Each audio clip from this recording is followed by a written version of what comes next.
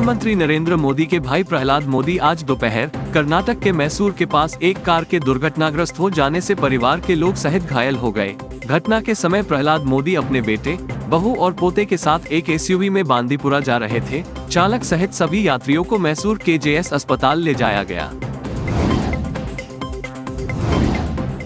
सूरतकल हत्याकांड, मंगलुरु के कुछ हिस्सों में निषेधाज्ञा 29 दिसंबर तक बढ़ाई गई। सूरतकल में 45 वर्षीय अब्दुल जलील की हत्या के बाद पहली बार 25 दिसंबर को निषेधाज्ञा लागू की गई थी।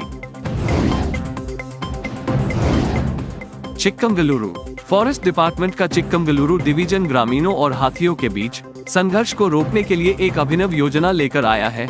इसने जंगली हाथियों की आवाजाही के बारे में मुदिग्रे तालुक के निवासियों और आगंतुकों को सावधान करने के लिए डिजिटल डिस्प्ले बोर्ड स्थापित करके और एसएमएस सेवा शुरू करके प्रौद्योगिकी की मदद लेने का फैसला किया है। उन्होंने ये भी कहा कि मलनाड क्षेत्र के घने जंगल में अवैध शराब बनाने से हाथी मानव आवास के करीब आ रहे हैं।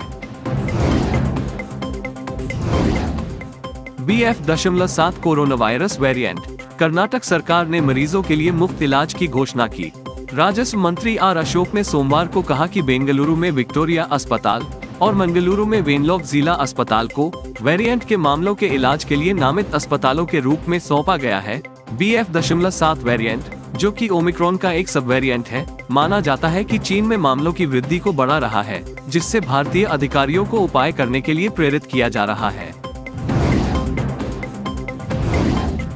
कर्नाटक स्वास्थ्य विभाग ने सोमवार को दिशा निर्देश जारी कर लोगों को सभी इंडोर कार्यक्रमों और आउटडोर नववर्ष समारोह में मास्क पहनना अनिवार्य कर दिया है। विभाग ने नए साल के जश्न को सिर्फ 1 बजे तक ही मनाने का फैसला किया है। कर्नाटक विधानसभा ने SC/ST कोटा बढ़ाने के लिए बिल पारित किया।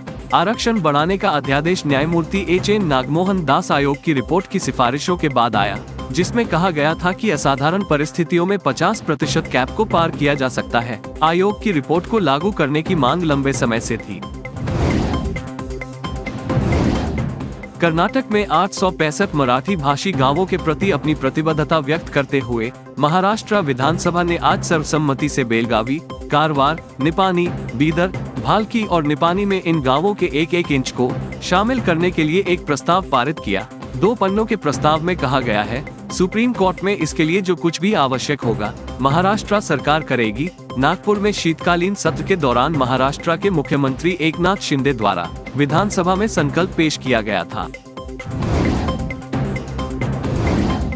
शिवसेना उद्धव बालासाहेब ठाकरे के अध्यक्ष और महाराष्ट्र के पूर्व मुख्यमंत्री उद्धव ठाकरे द्वारा बेलगावी को केंद्र शासित प्रदेश घोषित करने की मांग के बाद कर्नाटक के उच्च शिक्षा मंत्री CN अश्वत्थ नारायण ने आज कहा कि अगर किसी को नए केंद्र शासित प्रदेशों की घोषणा पर चर्चा करनी है तो मुंबई को सबसे पहले स्थान देना चाहिए, और कहा उन्हें लोगों की कोई चिंता नहीं है, वे अपने स्वार्थ के कारण ऐसी राजनीति करते हैं। ऐसे नेता एक तरह से समाज के लिए बोझ हैं।